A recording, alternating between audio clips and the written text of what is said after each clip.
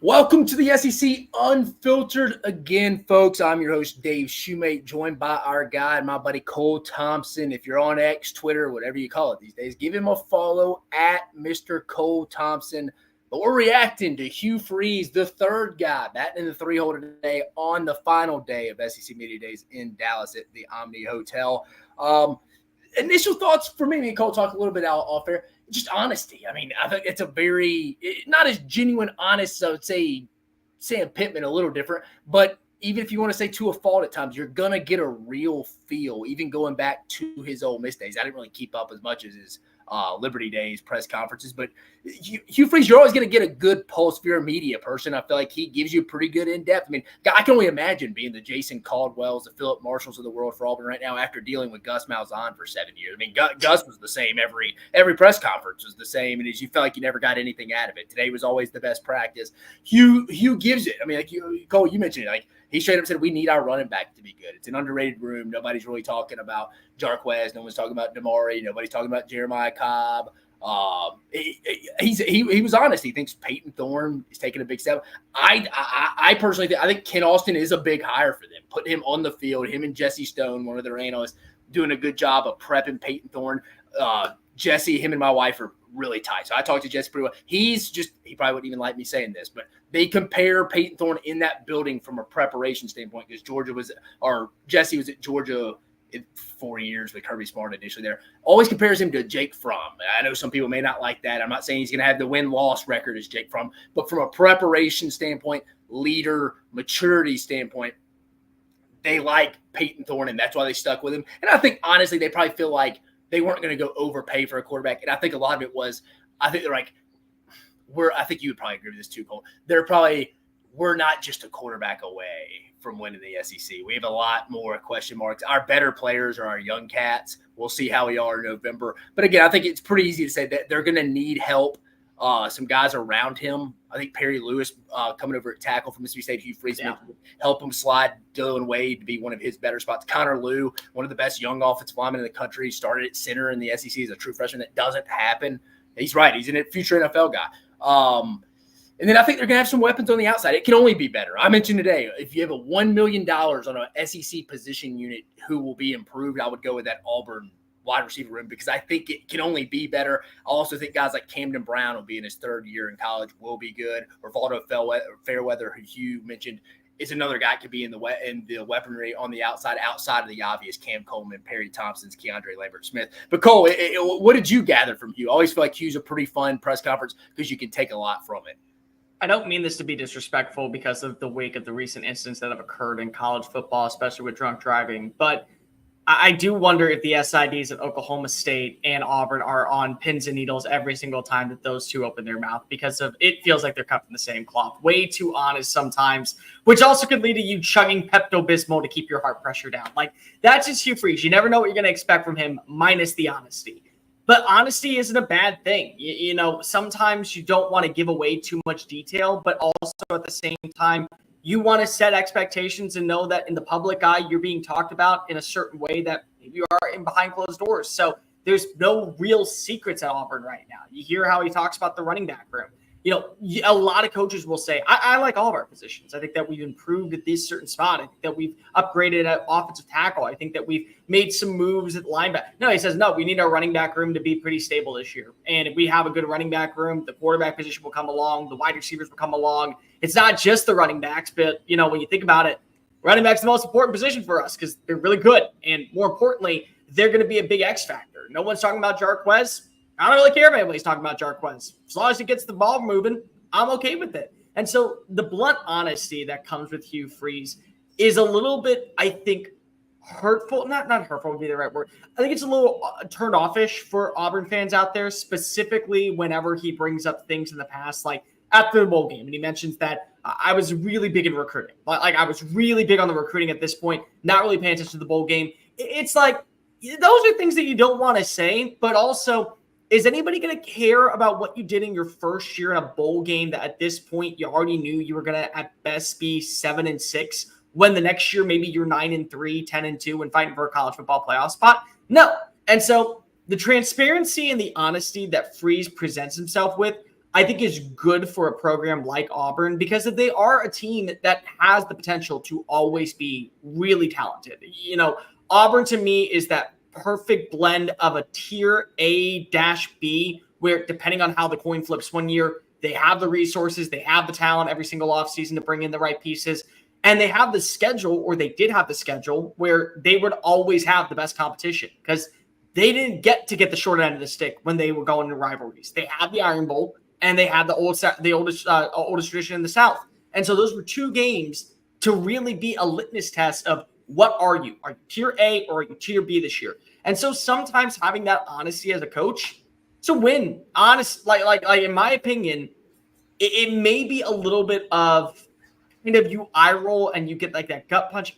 Why are you saying that, Hugh? Like, what is the reason behind it?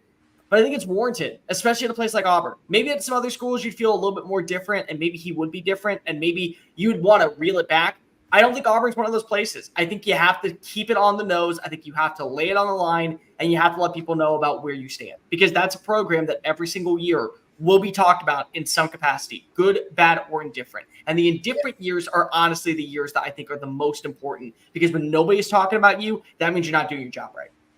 Yeah, it's wild. We live in a world where the University of Florida and Auburn University are both coming off 3 straight losing seasons. I think if you had probably told me that 10 years ago, in your lifetime, do you see Florida and Auburn in the same time span in 3 years, both having losing seasons? I bet no. But I mean, Hugh mentioned Auburn should be Auburn. I mean, Auburn traditionally, I mean, Auburn fans aren't going to like this, but a pretty hot, up and down program. I mean, they're I think maybe one back-to-back 10-win seasons ever. I'd have to go look that up, but that sounds about right, at least in my life. Yeah, I think you're right. It's something like that. So it's not been like some consistency, like, man, we've won 10 games 4 years in a row. It's not that. Like you said, Auburn's usually at its best traditionally when they're flying under the radar. I just don't think they have the guns or they have anybody like Cam Newton that they didn't know they even had heading into the 2010 season. But I mean, specifically for Hugh Freeze and this staff, he mentioned DJ Durkin, Charles Kelly, some veterans that have been around the SEC, been on some good staffs. I'll be interested to see how the players mesh. I know players love Charles Kelly, not down that. DJ Durkin, just a little brash, very smart X's and O's guy. A different flavor for some people. I'll be interested to see how he messes with that group of kids. I know at times at A&M it wasn't always great. So I'll be interested to see how that works. Maybe Charles Kelly played. Maybe it's a good cop, bad cop type thing. So that could maybe be why Charles Kelly's on there. Brought in Derek Nix. I mentioned Ken Austin. But this is going to be – Hugh is at his best. And anybody that's ever worked with Hugh Freeze – I've never worked with Hugh Freeze, but no people would have – he's at his best when he's calling plays. He's one of the best callers in the sport. His offense, he knows holes in everybody's defense. I feel like he should take over. That was the best decision he made. Oh, you're right. Last year, it almost seemed like he couldn't make up his mind if he wanted to be the CEO guy. And then I also think it always bothered me, at least. I don't know about Auburn fans. Like, it was almost just like he would say when they had success, like against Arkansas, it's probably their best game of the year last year. They went to Fayetteville and did what they wanted to. He would come out post-game the next week and be like, I was involved in the game plan this week. But when it was Georgia and they struggled offensively, or that was Phil.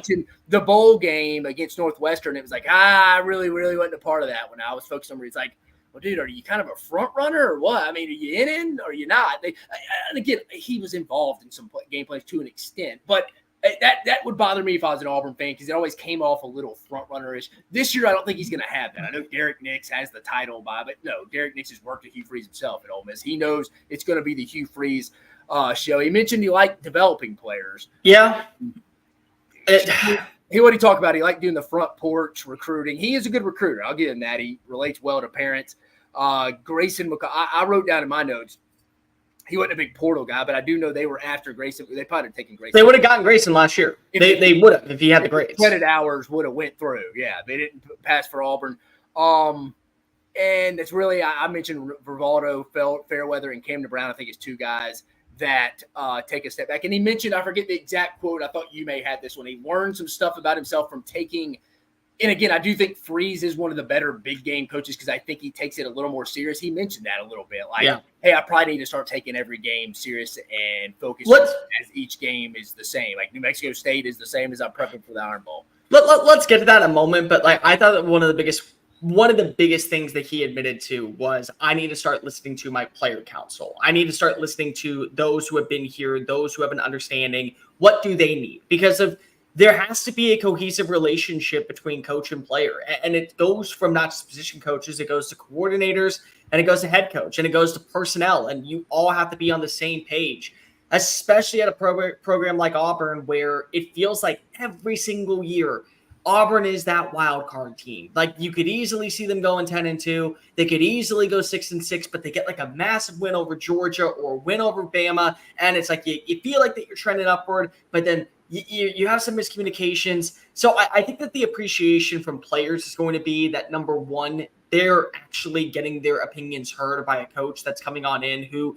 does know how to recruit. I mean, anybody out there that's complaining about Auburn and their attentiveness to recruiting, just remember that on actual early signing period, he flipped 4 kids, and he went from having the number 16 class to the number 7 class in a span of 12 hours. I mean, that's what he's able to do, and he's able to get the right pieces involved, and he's got a good staff that now he trusts. But the other part that's really important is the players that he did add in last year, the ones that were in the portal, not only do they have a full year under their belt of knowing what Freeze wants, but they're also now Freeze's players, including the players that also have stuck around after the firing of Brian Harsin. So now this is Freeze's team. Last year, it felt like there is the cohesive balance of trying to have Freeze's team, having Harsin's team. What is the collective? What is the middle tier? Well, now the players that have stuck around that didn't transfer at the end of the year, they're committed to Freeze. The players that came in last year were committed to Freeze, his vision, his ideologies. It's the program, but it's also the person. And the same thing goes for this year. I mean, I know that we're going to talk a lot about Cam Coleman and what he brings, because there's a very good shot. This is the first Auburn wide receiver since pre-Y2K that gets over 1,000 yards. Yeah, they have more national championship appearances and national titles than wide receivers with 1,000 yards attached to their name since that last time. Like, that's traditionally they're a ground and pound offense. But still, you need to have at least somebody. But no, I agree. I mean, the best Auburn receiver probably in my lifetime is what? Ricardo Lewis or Sammy Coates? Yeah, I was going to go Devin Shadu or Ben Obamanu with Tommy Tuberville, and then Courtney Taylor was pretty good. But no, you're right. I mean, Duke Williams could have been it. He was in case. You're right. To your point, they have not had any big-time difference makers at receivers consistently. But what I was trying to get to is, like, they bring in Keandre Lambert-Smith, and KLS, I think, is going to be a really good complementary piece and a veteran inside that locker room that just adds more validity and also adds a little bit more persona to the passing attack, to where you don't just have to rely on the ground game. I like the fact that he was attentive and bringing up conversations when it's position switches. You know, they brought in, I think it was 10 offensive linemen last year in the portal. I think this year they only brought in 4 or 5. But the 4 or 5 that they brought in, they said, we know that they're going to be plug-and-play additions, whether it be at left tackle. Like you mentioned, they're going to bring in Perry Lewis, and they're moving him over to left tackle. Dylan Wade's moving inside after a year. So you feel better about the offensive line. The pieces that were added in now are pieces to where this is what Freeze envisions. And I think at that point, it becomes more Freeze's team. So the rule that I always have whenever it comes to new coaches is give them 1 year to establish an identity before we actually really start judging them. It's like writing on the SAT, you get 800 points. All right, write your name down on the first year. You automatically get a pass, unless it is a complete and total absolute dumpster fire with recruiting, with transfer portal, with on-field execution, where it like everything has to go wrong for you for me to actually judge you. But then the second year really kicks in. And so far, going into year 2, he's made the necessary moves. It doesn't mean it's going to translate to wins, but it does translate to, I think, a better identity in Auburn.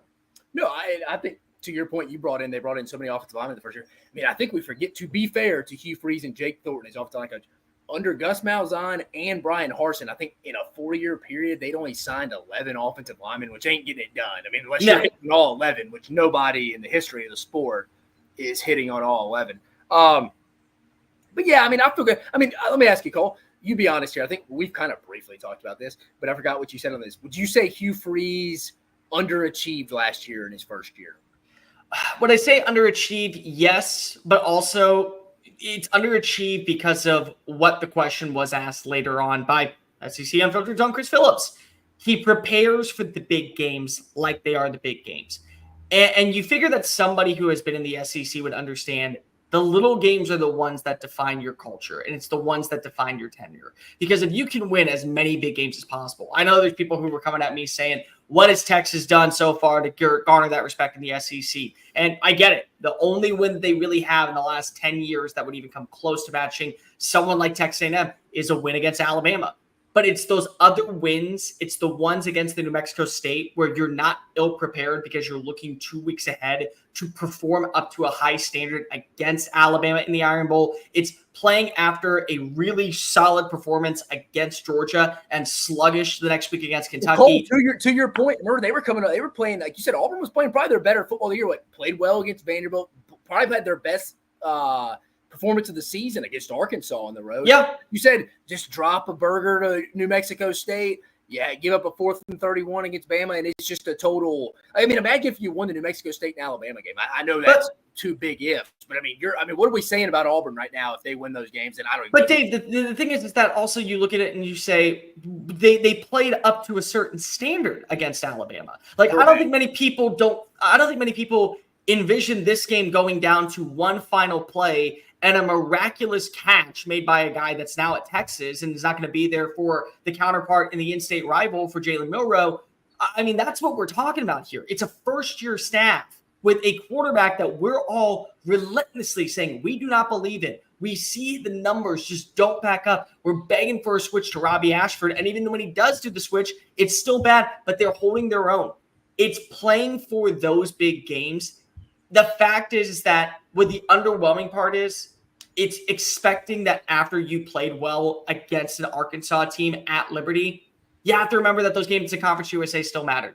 And those games in the SEC still matter. And so that'll be something where I think it's going to really define the era of Hugh Freeze at Auburn, because from a recruiting standpoint, I think that he knows what he's doing. I think from a transfer portal standpoint, he knows relationships around the Southeastern region. And on top of that, he also has people that can do a lot of good digging and finding the proper players, which could mean proper as in guys that you know won't be 5-star elite talents, but they also won't be 5-star basket cases, and you know that they're there to get an education, be a part of the university, and by the time that they walk across that stage, they leave Auburn a better person.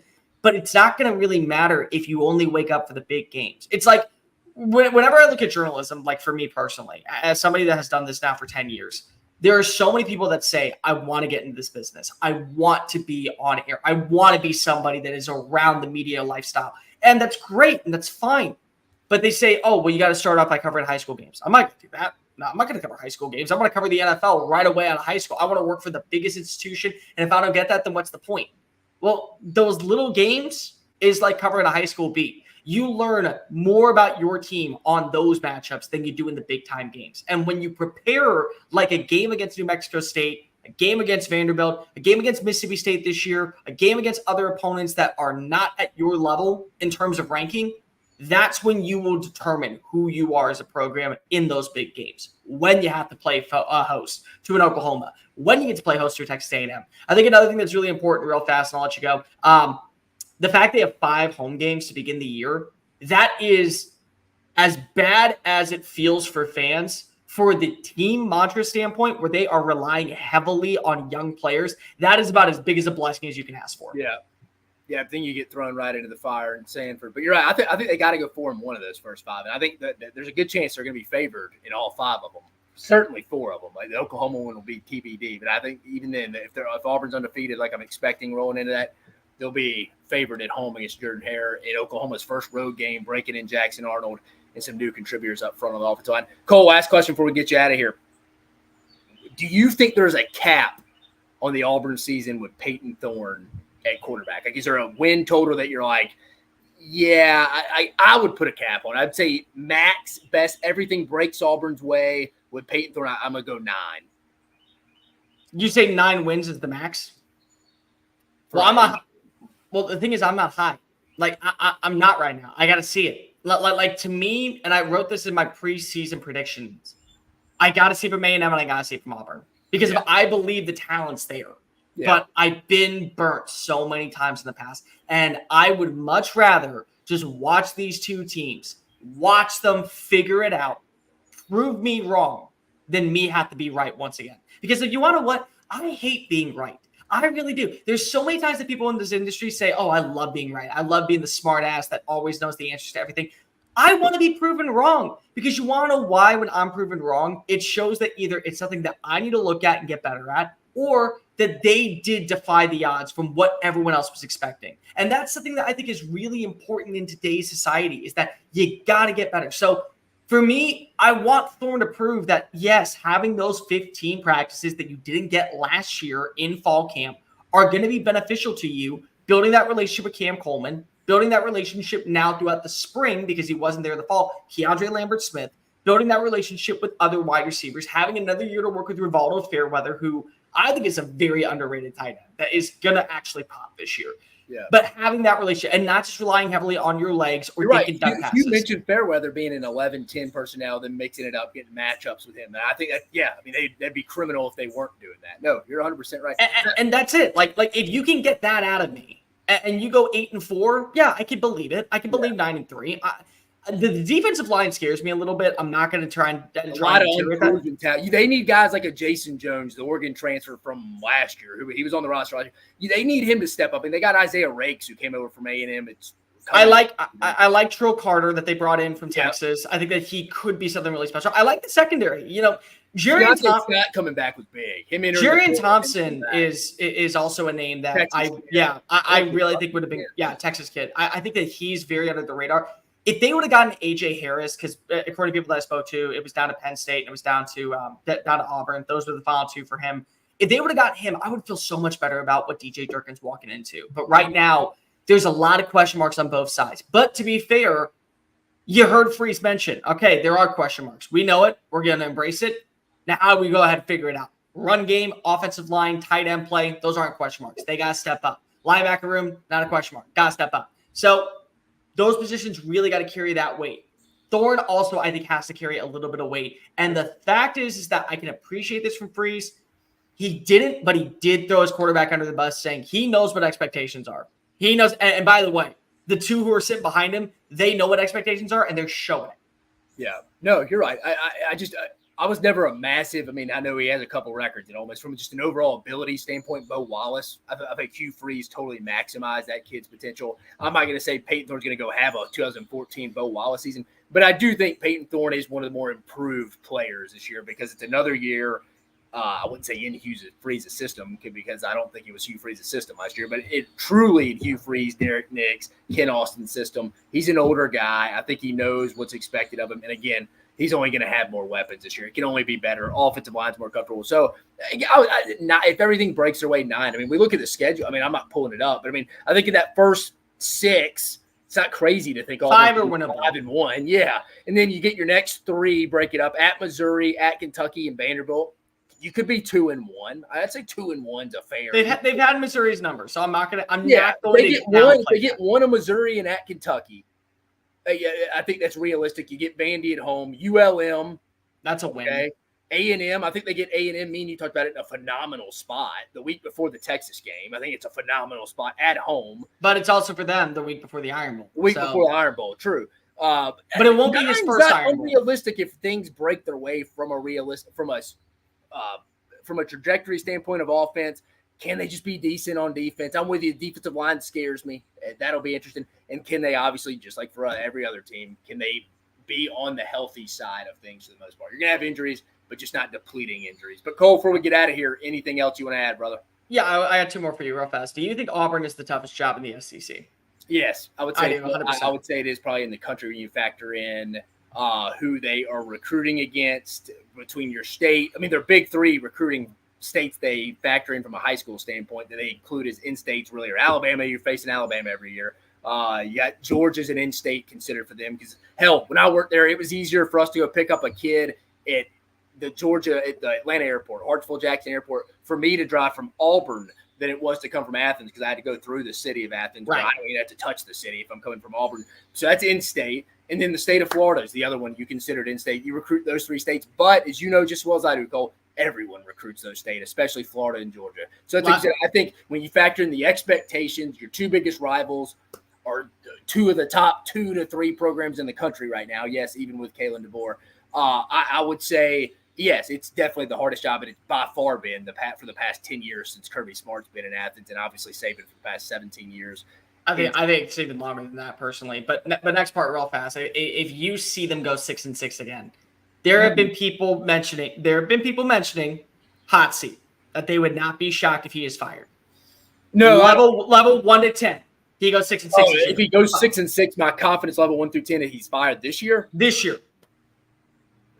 1, 2. It's a -4. Yeah, that's what I'm saying. I mean, unless he's dialing up, who on another burner phone, which would get him in trouble. But no, I don't think on the field. Yeah, he ain't getting fired this year. They have too much invested in him, and I think he is the perfect fit for the job. Auburn's an interesting job too. Like, people are throwing in Lane Kiffin for that job, and I think he just dwindled around and messed around with it too much. He could have had it. Auburn wants their coach to love Auburn. That's not Lane Kiffin. Lane Kiffin is not going to go light the Christmas tree down on the square or down at Toomer's Corner. Like, if he does, you also got to realize, like, the whole thing is, what happened ever if Nick called, if Greg called? Greg's never going to call Lane to go to Alabama. No, but he's burned too many bridges with the donor. But what if he did?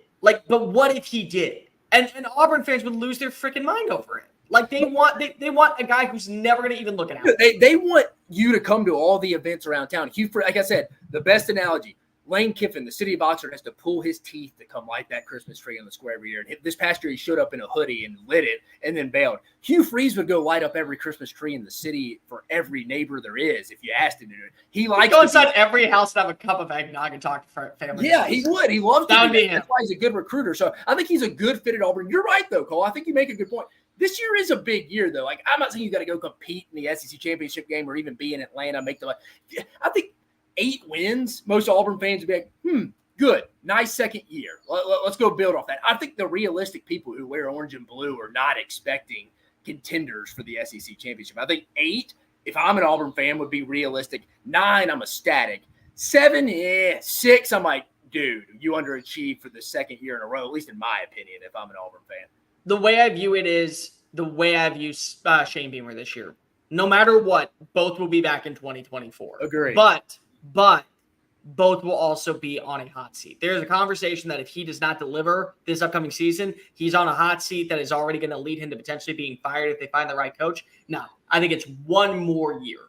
One more time. Both of these coaches are going to be on the hot seat. The 2 that you got to worry about this year, in my opinion, are Billy Napier and Sam Pittman. The 2 that you have to worry about next year are Shane Beamer and Hugh Freeze. Yeah. They're on deck, waiting in the wings to potentially start getting that little bit of pressure cooker going. Nope, you were right. But, Cole, unless you got anything else, we've been going for about 28 minutes now, but just talking about the reaction to Hugh Freeze. He was the 3rd coach on the podium day. We got one more. Kentucky. I got one more thing. Yeah, just real fast. Make sure you go visit MyBookie.ag and use promo code SECU for an offer to get you a special welcome offer, because MyBookie sponsoring the trip. 7.5 win total, Cole. You going with the top Auburn, over, under?